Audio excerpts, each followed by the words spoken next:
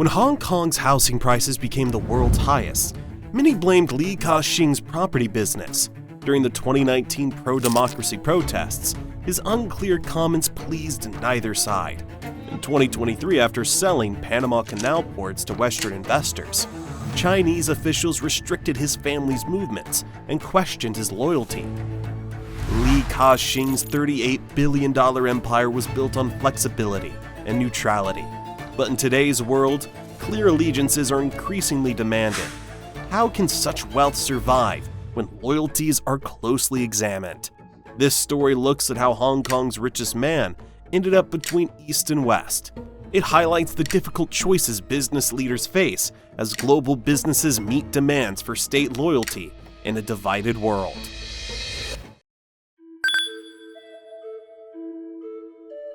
Hong Kong in the 1950s was filled with refugees. Among them was a 12-year-old boy who had just lost his father to serious illness. This boy would later control up to 70% of all retail space in the city and own ports across 23 countries.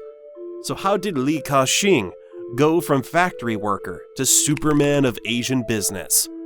After leaving communist China in 1940, young Li supported his family through 16-hour shifts at a plastic factory. By age 20, he saved enough to start Chung Kong Industries, making plastic flowers.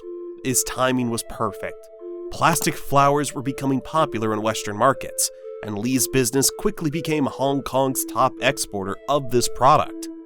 Li's success came partly from his ability to work with the British authorities, who controlled Hong Kong until 1997. They limited who could reach the top levels of business power, but Li worked well within this system.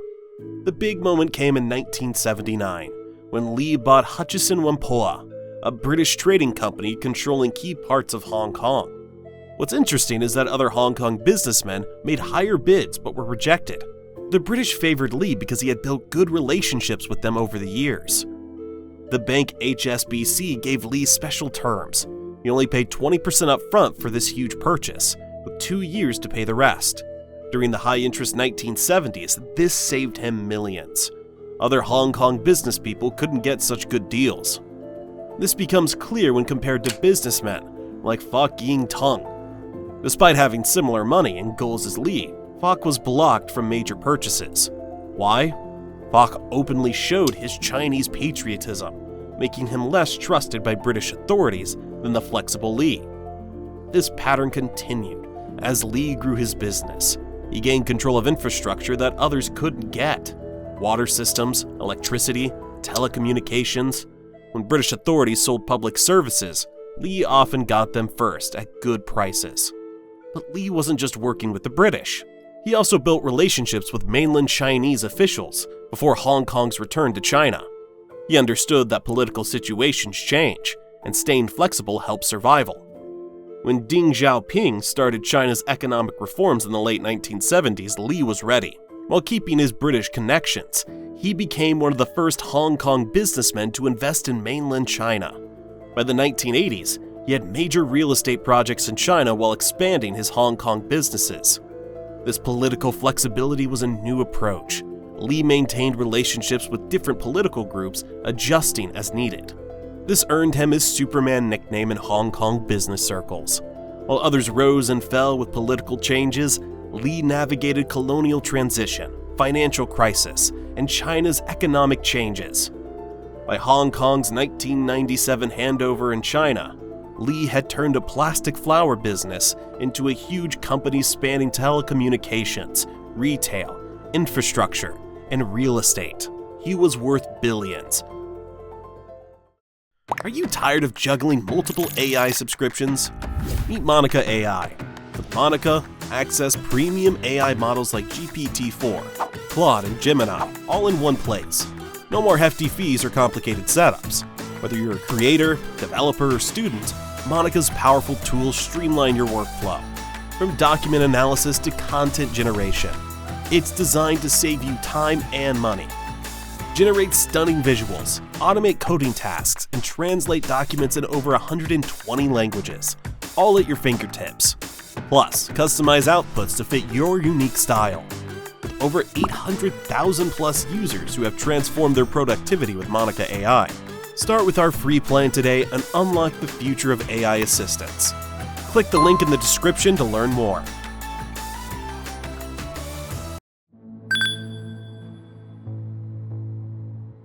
Li Ka-shing's influence on Hong Kong extends beyond politics to something more tangible: the housing system.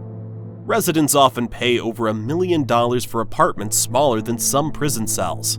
The reason lies in a concept called the shared area system, a practice his companies pioneered and popularized. Under this system, buyers pay for space they cannot use, such as hallways, elevator shafts, and structural walls. This can increase costs by 20 to 40% without adding usable living space. For example, a 700 square foot unit might actually offer only 500 square feet of livable space. The remaining 200 square feet represents shared areas that buyers fund but never occupy. This system, combined with land banking, a strategy where developers hold undeveloped land to create scarcity, has driven prices to record highs. A developer might acquire land, wait years for surrounding areas to develop, and then sell the land at a significant profit. For instance, a plot purchased in 2007 for 3,000 yuan per square meter could be worth 40,000 after a decade. As a result, Hong Kong's housing market is one of the world's most unaffordable. This has created nano flats and coffin homes, spaces as small as 20 square feet. Elderly retirees live in cage-like units, while working-class families cram generations into cramped apartments. The housing crisis has fueled social discontent, contributing to protests in 2019. Many young professionals feel trapped, their economic prospects limited by skyrocketing prices. These practices, which began as business innovations, have reshaped Hong Kong's social fabric, turning living space into a luxury rather than a necessity.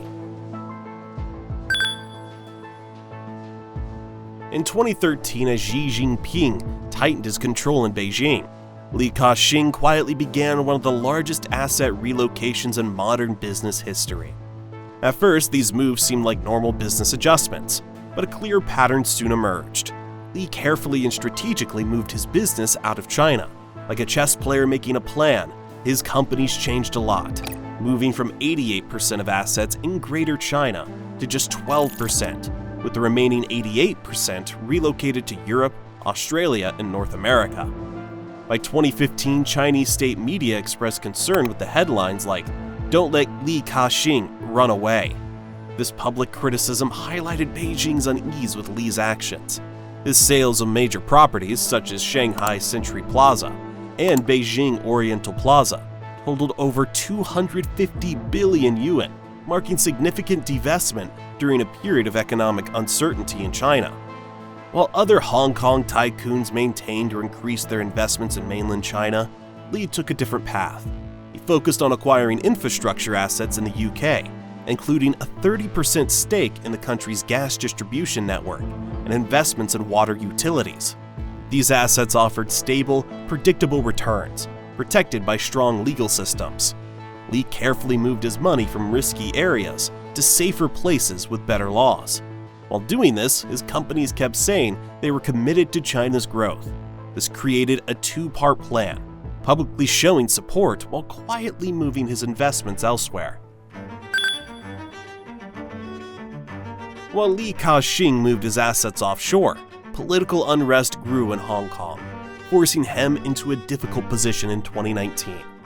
The city experienced its largest protest since 1997 handover. What began as an opposition to the extradition bill quickly grew into a wider pro-democracy movement, drawing millions to the streets. For Hong Kong's business elite, the situation demanded clear allegiance: stand with Beijing or face consequences. Li, known for his political adaptability, tried to remain neutral in a conflict that offered no middle ground. As tensions rose, Hong Kong changed. Tear gas filled the financial district where Li had built his empire. Protesters in masks clashed with police near his corporate offices. The city that made him wealthy was now marked by barricades and protest chants. Meanwhile, most of Hong Kong's business community sided with Beijing, publicly supporting authorities and condemning the protests. Li took a different path. He placed newspaper advertisements featuring an ancient Chinese idiom: "The melon of Huang Tai cannot bear the picking again," warning both sides against pushing too hard. This attempt at neutrality backfired. Beijing expected unwavering support during the crisis, not philosophical messages. State media quickly questioned his patriotism. The Hong Kong and Macau Affairs Office warned that businessmen without a motherland will only become children who are bullied, signaling that even Hong Kong's richest man wasn't exempt from political expectations. This public criticism marked a significant shift in Li's relationship with mainland authorities.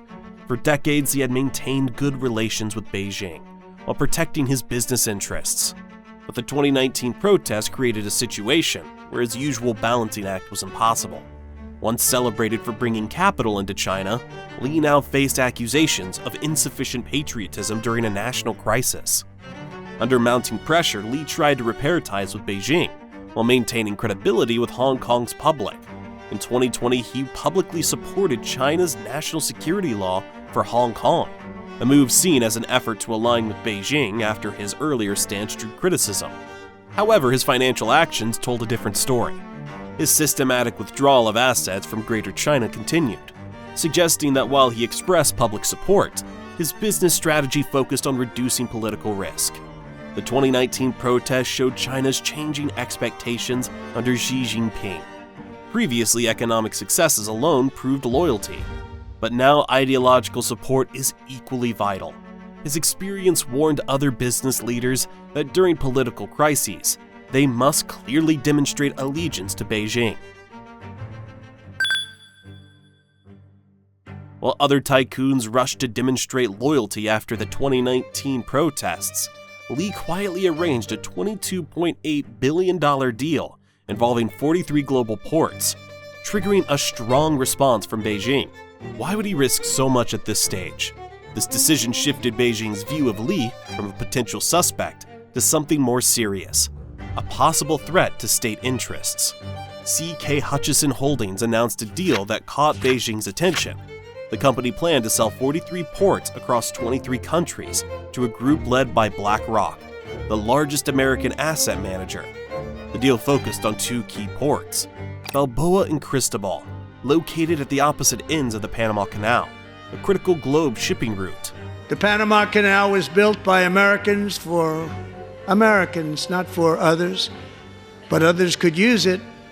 But it was built at tremendous cost of American blood and treasure. 38,000 workers died building the Panama Canal. For China, these ports were more than just investments. They provided access to a waterway handling approximately 6% of global trade and 21% of China's merchant cargo. The canal cut shipping times between Asia and the US East Coast by 2 weeks, giving Chinese exporters a competitive edge. Disruptions to this route could harm China's export-heavy economy. The timing added to the tension. The deal happened very quickly, which worried people.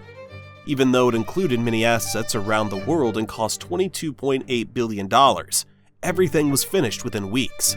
Li personally joined video calls, showed how urgent this was. By moving so fast, he seemed to expect problems and wanted to finish before anyone could object. This showed his smart business thinking despite his age. On the same day as Trump's speech to Congress, where he called the deal a win for American interests. China is operating the Panama Canal, and we didn't give it to China, we gave it to Panama, and we're taking it back. Chinese state media labeled Li's decision as betrayal. One article branded him a vampire, accusing him of being unpatriotic. This marked a shift in how the government viewed business decisions. Certain assets, regardless of ownership, were considered strategic national resources. By selling to an American-led group, Li went beyond what was considered acceptable in business and was seen as being disloyal. Expect companies to support national goals, which leaves businesses with fewer choices about where their loyalty lies. Li Ka-shing, who started as a plastic flower manufacturer, is now Asia's most powerful businessman. His recent decision to sell 43 ports marked a significant shift in his business strategy. This move comes after a decade of redistributing his assets away from China and Hong Kong, reflecting the changing geopolitical landscape. Li's sale shows the end of border-free business. Political neutrality no longer works. Today's leaders must handle political risks and align with national interests. Major companies are splitting operations to meet different country rules. Hong Kong's role as a bridge between China and global markets faces new challenges.